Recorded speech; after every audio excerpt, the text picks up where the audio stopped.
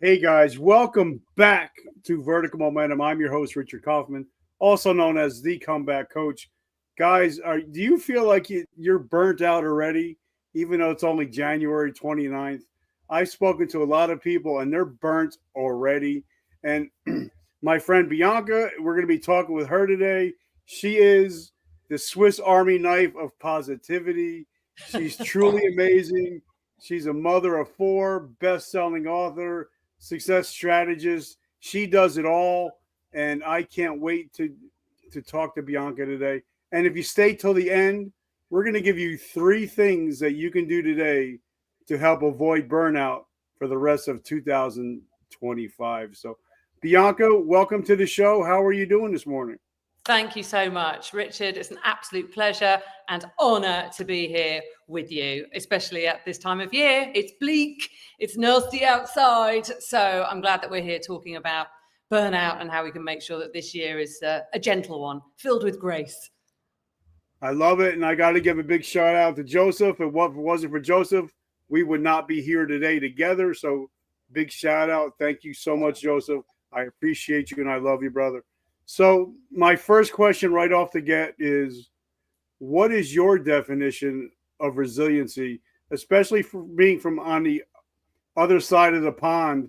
You've had to deal with a lot of stuff over the last 10, 20 years. Mm-hmm. So what is your definition of resiliency?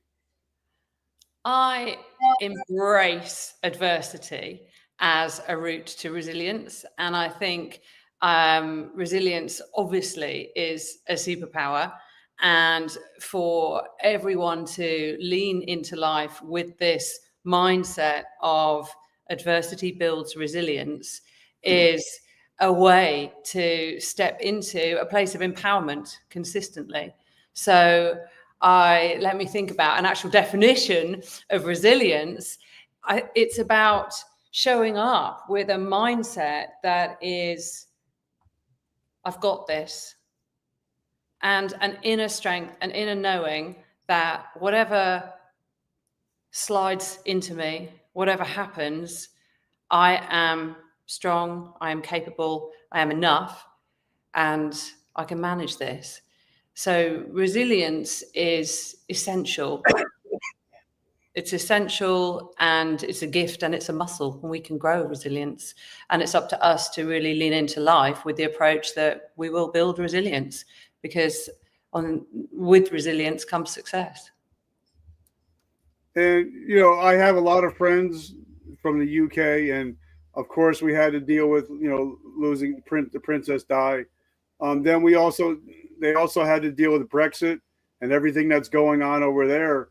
So sometimes becoming resilient is either you adapt or you get ran over. And I think you're a perfect example of how to adapt and overcome, even when you don't want to adapt and overcome.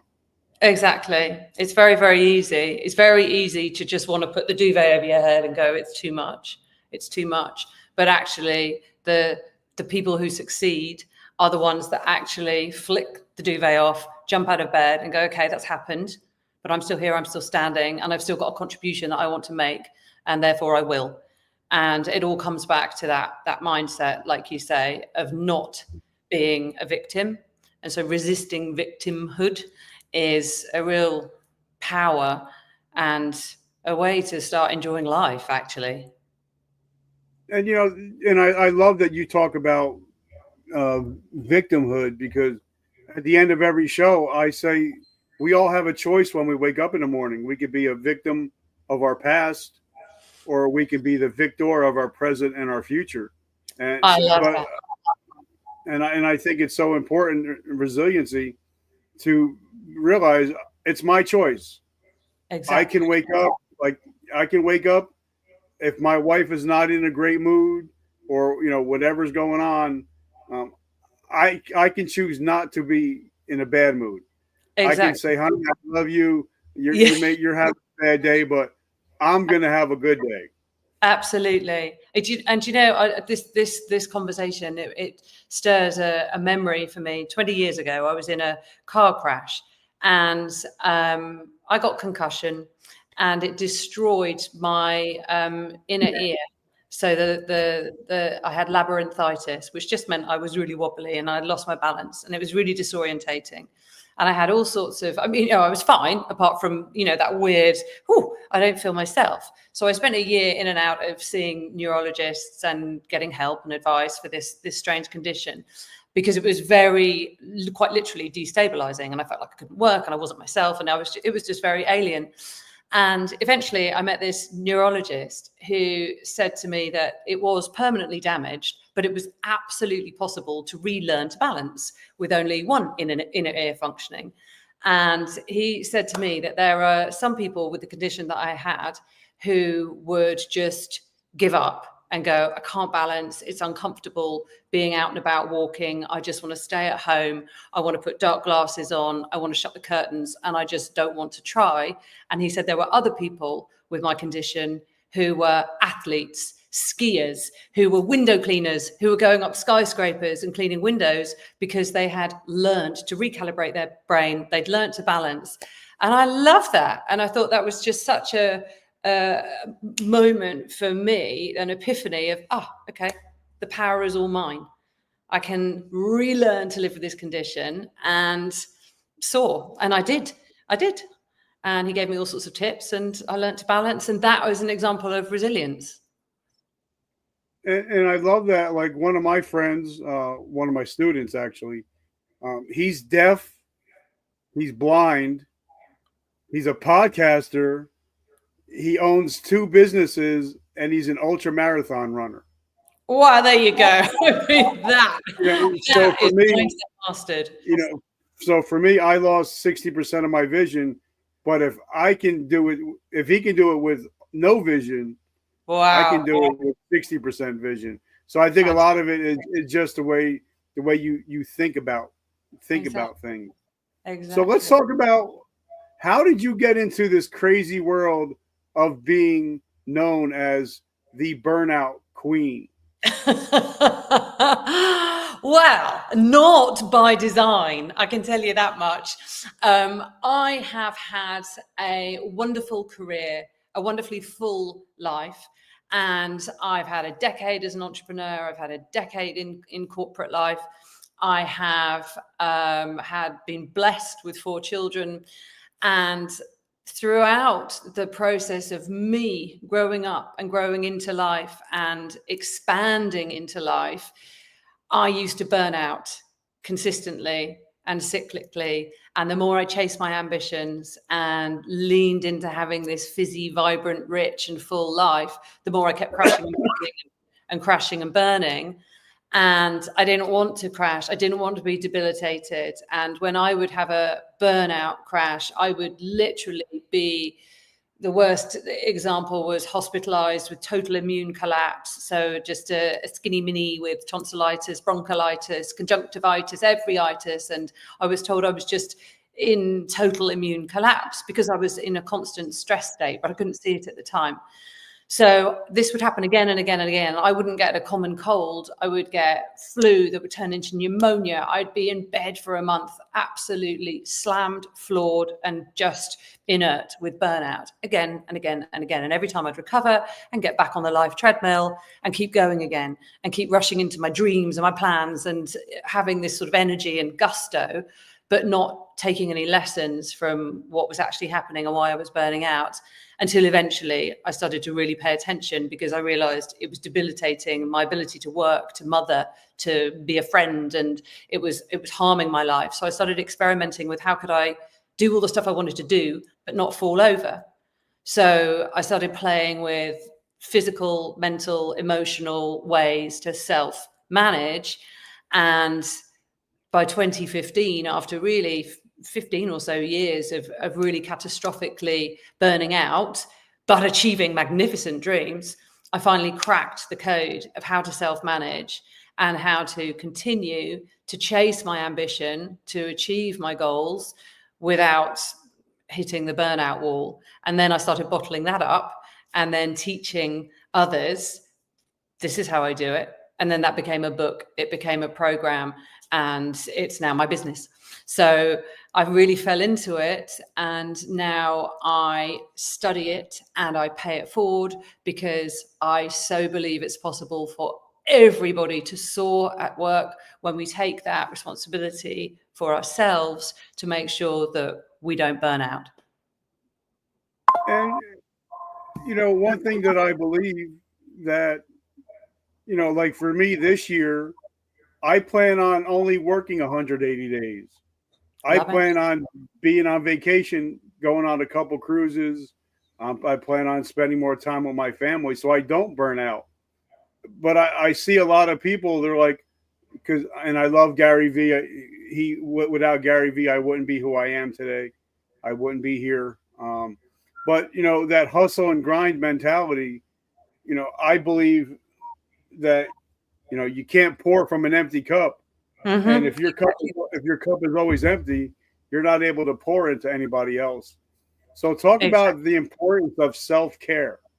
Yeah, well, and you're absolutely right that it all starts from within. And I read a statistic last week that is 40% of the British workforce are fearing burnout, and as a consequence of fearing burnout, they're thinking of changing jobs. And a lot of what I teach is don't assume the grass is greener and that just changing company or changing job is going to make your work world look different. It's up to you to self-manage in such a way that you are thriving. So the self-care aspect is 100% it. You have got to know and understand how you thrive, but only you can actually identify that. So the strategies that I write about in my new book, Big Impact Without Burnout, is all about building the inner foundations that enable you to then go out and have your most magnificent impact. And there are 4 core strategies that I talk about. The first one being energy, the second one being mindset, talking about resilience, the third one being time, and then the fourth one being about purpose and intentionality. And I'll just talk briefly about those 4 aspects of self, because I firmly believe if we don't own and master those 4 different areas, we cannot thrive, and we will run the risk of tripping into burnout. So the first one is around energy and energy management. I mean, I run a coaching practice, and one of the top complaints that I get from clients is I just don't have the energy. I wish I had more energy. But what I teach is we have to learn and remember that we have the power to produce and create all the energy that we need. And it's up to us to understand when we're in environments or situations or with people or doing work that depletes our energy, and to just become really cognizant of that. Because the energetic expansion, the energetic depletion, it's all within our control. Now, yes, of course, there are always going to be aspects of life that are a bit, I really wish I'd to do my tax return, that might drain a bit of energy. But if we are focusing our energy in such a way where we respect it and we honor it by ensuring our lives are rich in the energizing stuff, then we're going to have enough energy to do what we want to do. But that takes the awareness of not harming ourselves with too much fake energy, with tuning in to when it is that we feel a dip and we need to restore. There's all sorts of awareness that's required around energy management. And I'm really passionate about that being a very important key to unlocking everything else. So we start with energy, work out how to manage energy. Then mindset. It really comes back to what you've opened the show with today. So it's around that resilience, but it's around having this positivity, veering away from victimhood, and having that beautifully curious growth mindset where you're not thwarted by fear and playing small in the world, but instead you're leaning in with curiosity and love and just enjoying the opportunities and experiences that arise and that come your way. It's about leaning into triggers. This is something that a lot of people shy away from, the triggers, but actually I say lean in, lean in. When you look at that trigger and stare it squarely in the eyes, quite often there's something that needs to shift inside you. Quite often it's revealing that there's a moment for emotional growth. So I really invite that sort of overall mindset shift. So that's strategy number 2. So we do energy, we do mindset. Then we come into time. And again, this is one of the biggest complaints of my coaching clients. I don't have enough time. I don't have enough time. And I will always draw the reference of what happens when you fall in love. When you fall in love and you want to be with that person that you are so enchanted with and impassioned by, suddenly you find all the time in the world. And whether it's a person you're in love with or a project you're in love with, you find time, and time expands magnificently. So if we can learn to orient our lives in such a way that we are giving our energy, our focus, and our attention in such a way that time is expanding, it doesn't become a battle. It just becomes something that flows more gently, and time does expand when you direct it the right way. And that comes down to subjective versus objective attention. And it's something, that we can manage beautifully. And then the final strategy is around purpose and intentionality. And too many of us today in this dopamine addicted world of constant stimulation and overwhelm are operating very reactively. And in reactivity is passivity. And what happens is then we start drifting downstream. And if you're drifting downstream, life's happening to you. So we have to bring back that intentionality, that definiteness of purpose, as Napoleon Hill would call it. And when we step into that place of absolute focus and intentionality and feel purposeful in every day, when we flick the duvet off us and we skip out of bed and that we've got intention, then life becomes all the more magnificent and rewarding and impactful.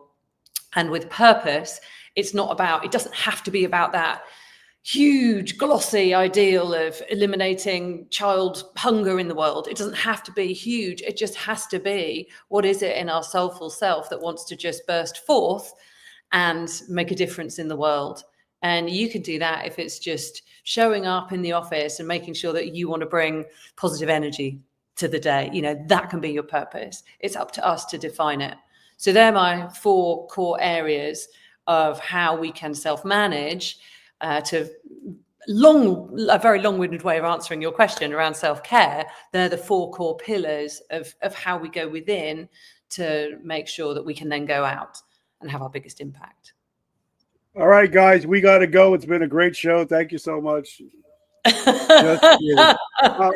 Actually, I really want to dig a little bit deeper into the 4. So, and I wrote some stuff down. Now, energy. I find if I take time to work out, if I take time to maybe go to bed an hour earlier, to recover, to not watch TV before I go to bed, blue lights and stuff like that. Yeah. I find I'm up usually earlier than my alarm because my energy has been replete because I'm working out and I'm also recovering. Yeah. So talk about how motion, keeping your body in motion, but also recovery, how that can help your energy levels. Yeah, absolutely. Well, it's that beautiful blend between stress and rest. So I don't know if you've heard of the stress productivity curve. Have you ever heard? Yep. Yeah. Okay. So the Yerkes and Dodson stress productivity curve, where we know that a bit of healthy stress at the top of that curve is really invigorating. It's how we get to peak performance when we're in that sort of stimulated peak stress state. That's good. So it's good to sort of spend time rushing with that healthy stress, like you're about to go on a roller coaster or do a big keynote, or however you get that little tingle of stress. It's good. It's good to have moments of that. So when you're doing exercise, you get that little rush of healthy stress. When you're doing work to a deadline, you get that rush of healthy stress. That's great. What isn't great is if it's a prolonged moment where you're up in that stress state for too long. That's when we start careering down the wrong side of that beautiful graph and go into burnout, which can lead into disease in all sorts of disease equals disease in all sorts of horrible ways. So that blend of getting to a place of stress and rest is how we get into growth. That's the equation that we need to remember. Stress plus rest equals growth. So just like when you're in the gym and you work out your muscles, they need to rest to then rejuvenate. And so it is with ourselves. And I love this story. Roger Bannister, before he broke the world record of the 1 minute mile, the 2 weeks before that, he was not training on the track. He wasn't visualizing. He wasn't doing the sort of focused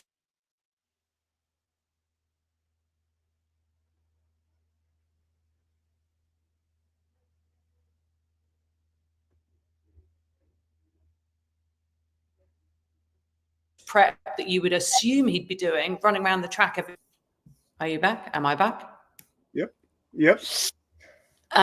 So he was actually having a hiking holiday in the Scottish Highlands with some friends, totally chilling. And then he came back straight into his restored self state and then broke the world record because he knew the beautiful delicacy around stress, then rest equals growth. And so when we think about ourselves, tuning into our natural rhythms and understanding when we need to rejuvenate is absolutely critical. And this is where I worry that in today's modern societal patterns, we've got this realm of freneticism, which is harming us because we keep pushing on through. We push on beyond our natural cycles, but also our natural sensitivity to what our bodies are telling us. And that's a really big flaw. And it's become so socially acceptable to keep pushing on. And there are just so many examples of if you have flu and you're poorly, traditionally you would cuddle up in bed and have some chicken soup or some hot lemon and ginger. But nowadays we'll take a medication that isn't just vitamin C and isn't just paracetamol, but it's packed full of caffeine and phenylalanine and all the additional stimulants to just push on. And so we're just putting this physical toll on our bodies, which is harmful and draining. But not only that, we're doing the physical harm, the mental harm, and sometimes the emotional harm. And this is where we need to be very aware of those three different aspects, because physically our bodies will tell us when they're tired. They absolutely will. Mentally, that cognitive overload of more, the never-ending to-do list, that work is always going to carry on. And goodness me, the retirement rates get older and older every single year, don't they? We're all going to be working longer. The task list is never going to disappear. So it's up to us to work out, how do we mentally rejuvenate? So what can we do to make sure that we rest our brains? Can we take time out in the middle of the day and just meditate and just close our eyes and do some deep breathing for 10 minutes? That's certainly what I do. I did that at midday today. I just was like, okay, I need time out. I could feel myself getting overwhelmed. So listening to our bodies, managing the physical side of overwhelm, the mental side, and then the emotional is also an aspect where I think too often we just suppress. We just ignore what's happening and creating stress in us. And if we're not paying attention to it, it's harming our entire physiology on so many different levels.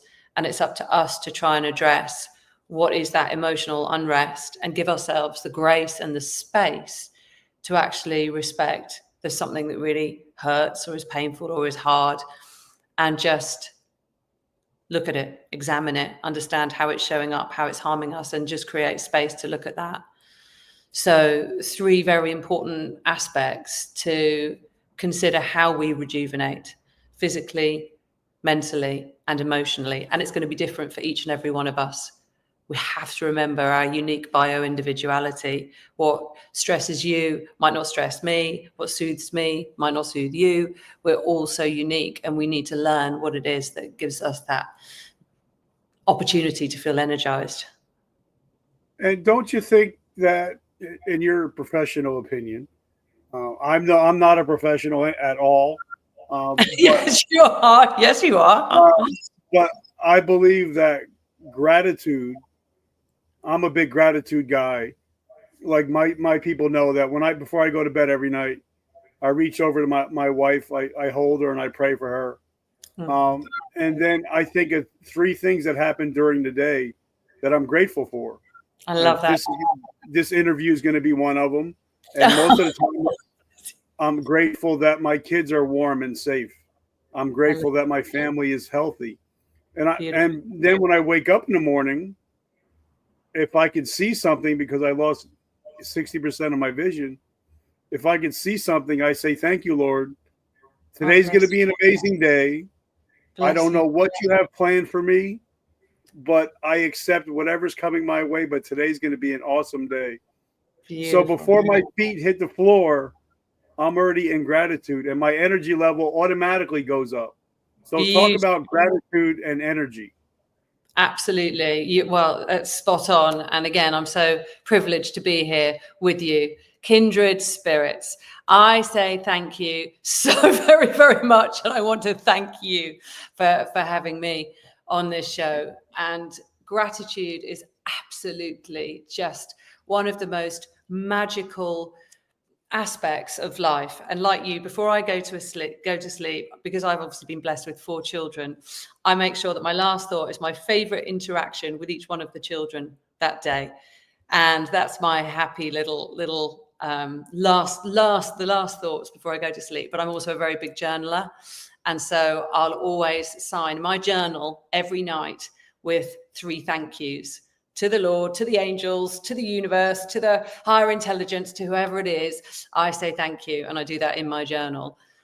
Now, the power of gratitude is so intertwined with kindness, because that's also a beautiful energy. And I have noticed so many times when I'm coaching clients through struggles at work or struggles in relationships, divorce, or the mental swirls that can come up of I'm stuck in this story of pain, of pain, of pain. The minute I invite them to step into a place of do something kind for someone else, and this is slightly veering away from gratitude, but step into this place of kindness, think about someone else, think about someone that you can impact positively. The minute someone starts shifting into that place of giving, then they start to settle in themselves. The mental swirl stops and they just enter more of a vibrational frequency, a positive, energetic frequency of love, and depression, anxiety, it all just melts away. So there's such a power in that overall swell of loving kindness. And that's very similar to gratitude. And of course, once they're in that place of having delivered something kind, whether it's as simple as sending a heart emoji to someone, or it's writing a card, or it's buying a gift, or whatever it might be, getting into that place of then feeling the love from the giving is very similar to that moment of gratitude and gratefully receiving. So I think they're very, very similar. And too often we miss out on the beautiful things that we can be grateful for that are right in front of our very eyes. And there's so much to be said about the very ordinary that is actually majestic, and it's right in front of us.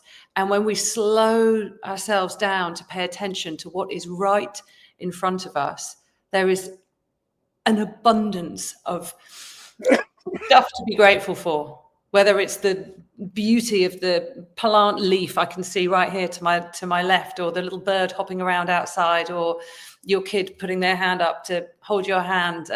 So much to be grateful for in these sweet moments that are right in front of us. And I encourage everyone to just be more aware of the beauty and the joy in the very, very ordinary, because there's just so much to be grateful for. Well, see, now that's going to go into number 2, which is mindset, Mm-hmm. because I'm a big Tony Robbins guy. I'm a big Ed Milet guy, and I'm also a big Napoleon Hill, and I'm also a big proponent of using our reticulator activating system in our brain to look for happiness or sadness. And I know it was, I don't remember who the quote was from, but the gentleman from that Napoleon Hill learned from, Mr. Carnegie, Oh yeah. said your obsessions become your possessions. So whatever you look for, your mind's going to find. Yeah. And I think that's all part of the mindset. It's all part of our belief system. If I think I'm going to be sad, if I think I'm going to be sick, guess what? Yeah. I'm probably going to be sick, and I'm probably going to be sad. So let's talk about your second tenet of mindset. Yeah, absolutely. And it all starts with beliefs, exactly as you beautifully just described. And I have one of my youngest, my teenage son, he's nearly 16 years old, and he still struggles to write. And for so many years, I have said to him, Bo, if you believe you can or you can't, you're right. So if you believe you can or you believe you can't, you are choosing that belief. So if you want to believe that you can't write, then that's your choice. But I'm going to believe that you can write. And I'm encouraging him to try and believe that he can write. Because if he can just solidify and own that belief, then of course he's going to be able to write, exactly like you've just described. So understanding our belief systems and how they're impacting how we show up is absolutely fundamental to success. And too often we're clouded with this unconsciousness where we're not aware of how beliefs might be detrimentally impacting our ability to show up in the world. And if we can try and deconstruct belief systems that are harming our ability to have positive impact and flip them, then of course life is going to become a lot more magnificent. But we have to become aware of the fact that we've actually got a limiting belief that's inhibiting us in the first place.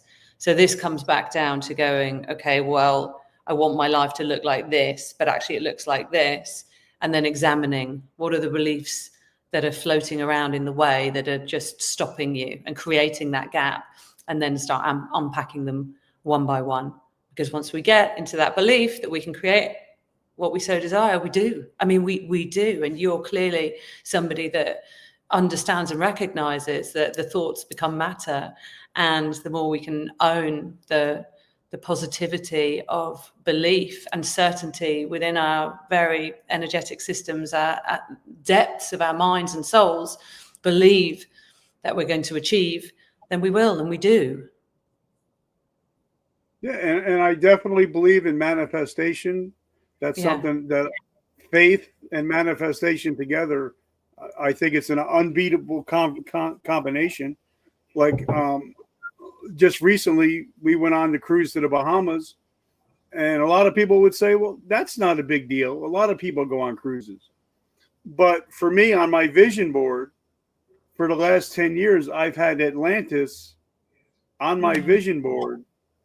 And what's really amazing is that my wife is deathly afraid of water. Wow. And she came to me and said, you know what? Let's go to Atlantis. Let's go to the Bahamas. I just booked the cruise. And I was shocked. Wow. And she said, because I see it on their vision board and you're always talking about it. So now let's make it happen. So I believe that, whatever you constantly is in front of your mind, whether it's the screensaver on your phone, whether it's your vision board, I think whatever you constantly have in front of you is what your mind's going to look for more of, right? 100%. And I am such a fan of that visualization. And when there is something that really is a big dream, and when you bring it front and center on a vision board, fantastic. Do that in the physical world, do that. But when you are meditating or getting yourself into a sort of alpha brainwave state as well before you go to sleep, or if you're in a meditation practice, when you go down into that very depth of your sort of closer to your subconscious, and then you visualize as well, I really believe that ingrains even more deeply inside you. And I 100% believe in manifesting this way. I've done that since I was 12 years old. And I have literally manifested for children, every career, every business, the love of my life. Now, in fact, I'll tell you the story, the love of my life. I'm engaged, just fallen in love with this, or not just, 5 years into, thank you, a relationship with my absolute soulmate. And I had written many years ago, I was on a plane coming back from a meditation retreat. So I was feeling very zen. And I was just writing in my journal 2 A4 pages of what my dream relationship would look like. And I described how I would feel in that relationship, how it would be to be together, the things we would do together, what it would look like, how I would make him feel, how he would make me feel, all the different dimensions of the relationship with beautiful Technicolor literary detail in my journal. 1 year later, almost to the day, I met this man, and then our relationship evolved and bloomed. And for our 3-year anniversary, I actually photocopied that journal, those 2 pages in the journal, and I gave them to him and gifted him and said, "You are my dream," quite literally, because this is us, this is it. And I'd written it a year before we even met. And if that isn't a beautiful example of how thoughts become things, then I don't know what is. But literally, I believed it would happen. I believed. And I can really feel that, because tomorrow is my wedding anniversary. Yesterday, it was 39 years ago that I met my bride. And happy anniversary and congratulations. And the funny thing is I when I talk to a lot of people and I coach a lot of people, and I ask them, if they're single, what kind of relationship do you want? They always seem to tell me the things that they don't want. Okay. And that's when I'm like, all right, let's flip the script. Exactly. Write down the things that you do want. Perfect. Because if you're writing down things you don't want, that's what's going to happen. Exactly. Right? Yeah. Well, and it's sad that there's such a tendency to actually default to, oh no, I don't want that. I don't want that. But actually, paint the picture of what you do want and what you do desire, and then embellish it with all the detail around how you want it to feel, smell, what the touches are like, all of it. And then it grows and it happens. Yes. The only reason I'm excited about that is because a couple years ago, I had a friend. He was doing well financially, and he says, "I want a Lambo." And I'm like, "Okay, why don't you own a Lambo?" He's like, "I don't know." He can afford it. He's like, "I don't know." So we went the next day, test drove a Lambo. He actually got to smell the leather, got to touch it, got to drive it, got to smell the gasoline. Amazing. He came by the next week with a new Lambo. No. Because now he was emotionally involved in it. Like for me, on my phone, you guys can't see it, but I have a brand new Corvette that I'm looking at. But every time I open my phone, I'm going to see it. And when I go to the dealership, I'm going to drive it, test drive it, and I'm going to smell it, and I'm going to touch it. This way, it's no longer just a dream. It becomes a manifestation. So how important it is, like for me, I want to own a beach house. So when we went to the Bahamas, I looked at some houses, and I actually touched some houses, smelled the paint, sat outside and breathed the sea air in, and got the sun on my face. So it's there. So how important is it to get emotionally involved in your goals and your dreams? Well, exactly. I mean, you're describing that precisely. I talk about creating goals with soul. That's what we're doing. It's goals with soul. And when you feel it in every single sensory way possible and connect it into a very big why, that's the other added dimension. It's not just, I want to run a marathon as a goal. It's like, why. And when you sort of bake that into, well, the why is so I can be a better mother for my children because I'm fitter and stronger or whatever, but go beneath, why do you want that? Why do you want that? Why do you want that? So it just starts to resonate on more levels emotionally, and the goal has more soul. And that's so important, because as we connect to a goal, not just as a paper, a written sentence and a KPI, but actually we embellish it with how it's going to feel, what the experience will be like, and then connect it back into the why, we're so much more likely to achieve it. I love it. So let's go to the third tenet, which is time. In order to reach your goals, to reach your dreams, you have to use your 1,440 minutes every day to the most effective way.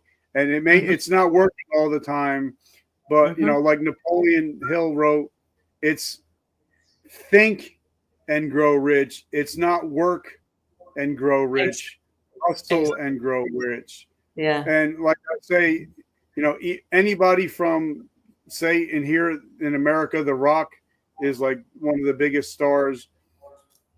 And he even says, I have 1,440 minutes. And so does the janitor. It all depends on what we do with those 1,440 minutes. So let's talk about time, because time is the one thing, it's finite. That's the one thing we can't get back is time. So talk about your third minute time. Well, I talk about 4,000 weeks. That's apparently the average lifespan. So it's the 4,000 weeks. That's what we have. And you're right, it's finite. So it's how we spend that time most meaningfully. And the Greeks had two words for time, which I love to refer to, because we don't have a beautiful modern day English translation for this, but they had chronos and kairos. And the chronos time is that chronological time, the tick, tick, tick, tick. Imagine the sundial and the shadows going around. That's the chronological time that we know. It's constantly progressing. Think of the factory worker watching the clock tick, tick, tick. And then there's kairos time. And that is the best translation is God's time. And it's the time that's more nebulous and flowy when you get into that state where you're absorbed in such a way that time expands and time almost is irrelevant. And it's like that, the sort of the flow state. But if we spend more of our time in that kairos time, in God's time, then time itself becomes less of a tick, tick, tick, tick thing. We've got to chase. And it's not productivity related. It's soulfully related, because what we're doing is we're spending our time in such a way where we're working with it, we're flowing with time. And that's the biggest difference, I think, that we can make in our lives today. Stop watching it tick, tick, tick, and look at how we can fill it and how we can compartmentalize our lives into time blocks of this, that, and the other. Instead, let's think, how can we spend more of our time as God's time, in that flowy state where we're doing meaningful stuff that helps us expand and feel that we're having a soulful, positive contribution. And I don't mean that we have to spend our lives like the sort of impassioned professor with sort of wild hair and just absorbed in a crazy, impassioned project. But it's about making sure that we distinguish the time between subjective and objective time, because that how we focus our attention subjectively or objectively is what's going to make the difference of us feeling at the end of our 4,000 weeks, that was a life well spent. So the difference between the subjective time and the objective time is when it's subjective, we're choosing it. We are directing our focus, our attention, our energy into time in such a way that is aligned with our values, with our goals, with what we attribute life with meaning through. When we are almost reacting to objective attention, time is being stolen away from us. And that's when we become passive, we become reactive, and time starts to disappear because actually other people are stealing it. And that can be anything as the sort of, the scourge of today, the social media drain.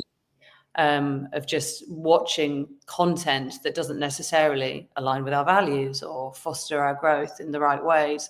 But also it can be sitting in meetings where we actually don't need to be there, and it doesn't contribute to our furthermost goals and intentions. So we have to become really aware of how we're investing our attention. Is it subjective or is it objective? And that's one of the most transformational ways we can create a different relationship with time. And, even like Ed Milet said, a lot of people, they work 5 days a week, but a lot of entrepreneurs or business owners, we try to get 12 days of work in 7 days. Mm-hmm. But if we're really focused, like he says, he works from 6 a.m. to 12 o'clock. That's 1 day. Then he works from 12 to 6. That's 2 days. Then he works from 6 to 12. That's 3 days. So he's actually getting 3 days of work into 1 day. So he's actually expanding time because he's putting focus for that 6 hours. So he can work 2 days a week, but he already put in 6 days of work in 2 days. So, So but let's talk about going to the fourth part, and I think this is the most important, is living with intention. Like we're talking now, I'm not thinking about what I have to do later. I'm not thinking about dinner. I'm not thinking about anything but talking with Bianca right now. Yeah. And then when I'm doing something else, I'm in the moment. I'm doing that one thing. Beautiful. I'm living with intention. And like for me, people know me, I say no a lot. Good, because that's a power. Like for me, if it's not God, family, friends, and business, I'm probably going to say no because I want to live with intention. Yeah. So talk about how important it is every day you wake up to make sure you're living intentionally. How important is that? It is so important. It is so important. There's an exercise I do with clients when I'm doing real workshops where I say, okay, dream your dream of how you want your life to look in 25 years and get that vision, heart and soul, down on paper. I ask them to write for 5 minutes. Where do they want to be? Who do they want to be? What are they going to be doing? What's that 25-year vision for their lives? Then I ask them to spend 5 minutes writing, what are they doing in the next 3 months? What do they hope that they're going to achieve in the next 3 months? And then generally what you find is that the 25-year vision is this glossy, glorious goal of a beach house or running a surf business in Bali or something wildly inspired and gorgeous and heart-tingly to the person. Then when I ask them about the next 3 months, it generally is some work tasks. It's some very sort of pragmatic sort of tick, tick, tick stuff off a task list. Then I tell them 3 months is 1% of 25 years. So the disparity between that beautiful glossy vision over there and this list that you've just put here, it means that you're wasting time because you're not doing anything towards running that surf shack in Bali if you're just doing your weekly meetings and without the intention of this all being correlated. And that's the biggest gap. I think people feel, well, I'm just going to do the do and make some money and do the do and make some money. In the back of their minds, they might be thinking, oh, well, because one day I'll end up on a surf shack. But not everyone is conscious enough to do what you do and have it on a vision board and say, well, I'm going to have that holiday in the Bahamas. And that's where they actually misstep because they can easily be distracted and veer off course and just lose the focus. And, we know the difference of marginal gains, 1%. Quickly becomes 2%, 3%, you accelerate. So we shouldn't be wasting that 1%. So having that focus and intentionality and clarity of what it is that we want to achieve impacts everything. It's what we do, it's how we behave, it's how we think. And then obviously that influences what we ultimately manifest. We have to stay truly aligned in all of this with what our values are. And I'm sure you teach this to your clients, that we are never, ever going to be fully fulfilled and feeling fulfilled and at peace if we are not honoring our values. So in all of this visioning and planning and intentionality, we have to prioritize making sure that every day we show up in honor of our values.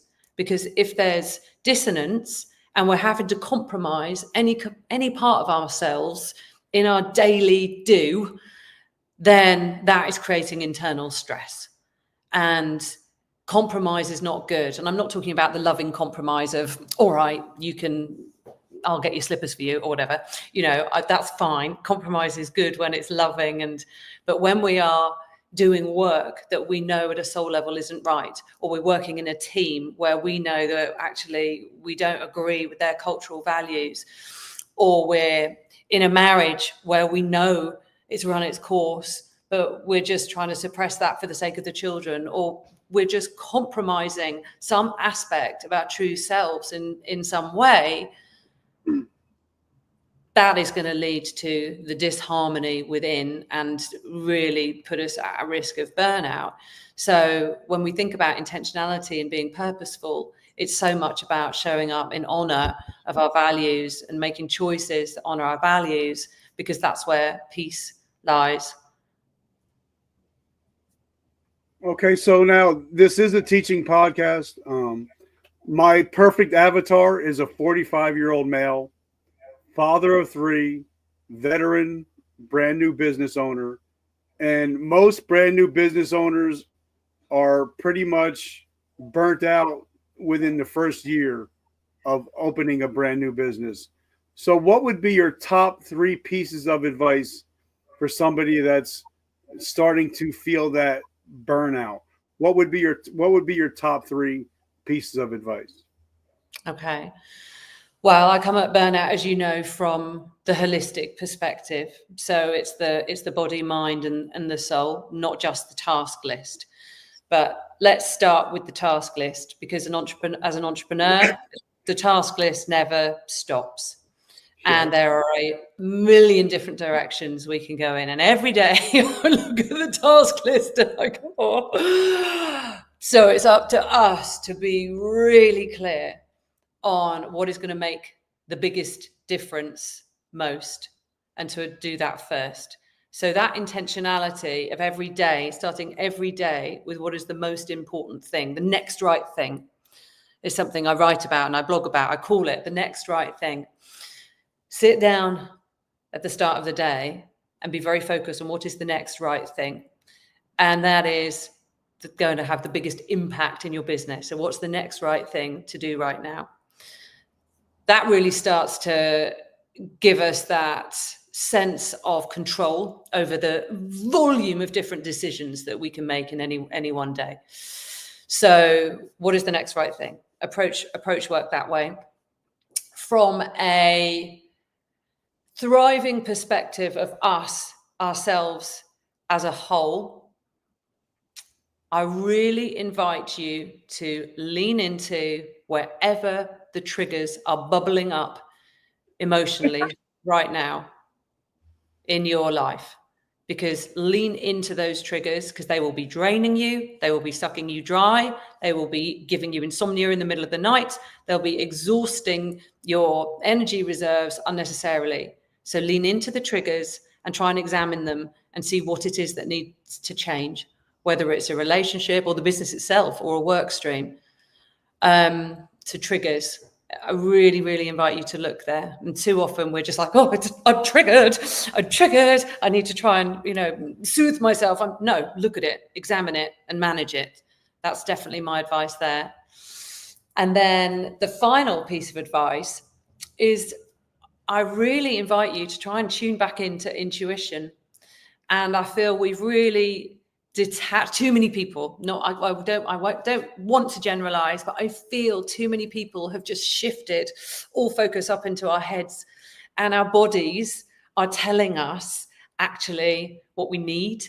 And if we can just tune back into what our bodies are guiding us to do, then actually we're going to find a lot of answers just there within our bodies. And I mean this from a sort of physical perspective of, oh, I'm hungry. What does that hunger actually represent? Is there a nutritional mineral deficiency, or am I actually low on glucose levels right now? Are they plummeting, or am I actually bored? So when you stand in front of the fridge, stand there and just think for a minute, just tune into your intuition, go, what am I actually hungry for right now? And do I want that chocolate biscuit, or do I want an apple? Just get intuitive. Try and trust those little rumblings inside us, because physically they'll be telling us stuff. Mentally, they'll be guiding us to, the vibe. I'm vibing with you right now. I love your energy. It's great. I love that. I'm grateful for that. When we're in situations where we're not vibing in the right way, we have to trust that. And actually, when you ask some of the most successful leaders in business ever, those pivotal decisions that they've made or what they're most proud of, quite often it comes back to an intuitive gut feeling, a decision that was made based on intuition. So I really invite that sort of physical intuition, the mental intuition, and then emotionally just trusting the soulful self. That's my advice. So then how do we get into your ecosystem? How do we find your blog? How do we find your book? And if we want to get coached by you, how do we do that? Bless you. Thank you. Well, I'm very excited about my new book, which is on pre-sale now. And I've got all sorts of offers for incentivizing pre-sales, whether you buy 1, 3, or want me to come and do a keynote in your organization. Biancabest.com is my website, and all the details there are around how I'm working with businesses to consult around burnout. So my business is the Burnout Business, and I'm really helping leaders encourage their workforce to take that self-accountability for how they can thrive in graceful productivity. I'm coaching one-to-one. It's my passion, just to ensure as many people as possible thrive and rediscover that joy of work and that sense of self. And yeah, I'm available for speaking, all sorts. I care very passionately about creating a working world that's filled with more graceful productivity.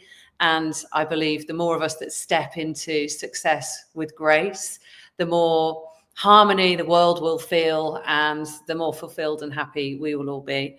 So I would love anyone watching that's enjoyed our conversation to please pre-buy my book. It'll be out on March the 11th. And I'm coming to the States, and we'll be doing all sorts of fun tours in early March. So I would love to connect and chat with anyone who's interested in learning more about how to have big impact without burnout. I love it. And guys, make sure you check her out on Instagram. Her Instagram is fire. Make sure you check her out on LinkedIn and Facebook. Bianca Best. So make sure you check her out on all the social platforms. Joseph, I want to say thank you. Thank you so much for putting us together.